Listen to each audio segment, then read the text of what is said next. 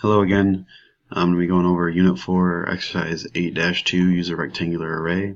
So we've got the grading criteria open.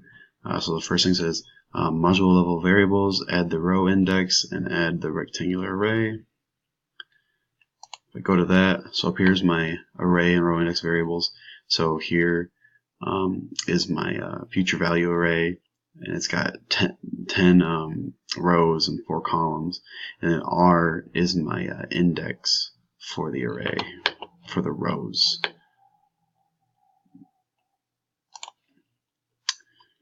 Calculate event, add the code to store values for each calculation in the next row of the array.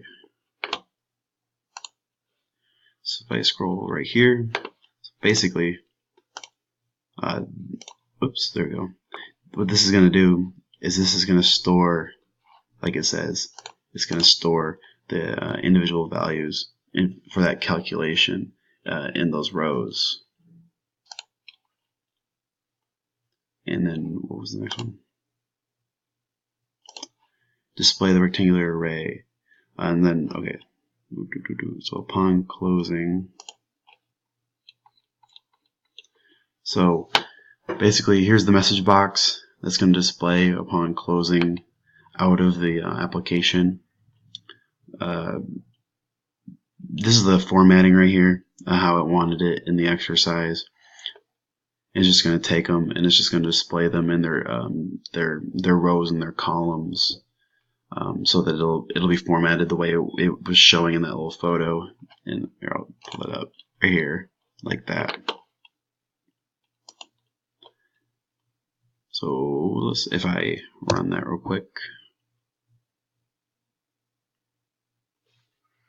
I'll do just a couple. So I'll do like 100, 12, 1, and then we'll do 200, 13, whoop, 2, and I'll do 500, 10, we'll do 4. Enter. And if I exit, it's gonna format that the way that we coded that.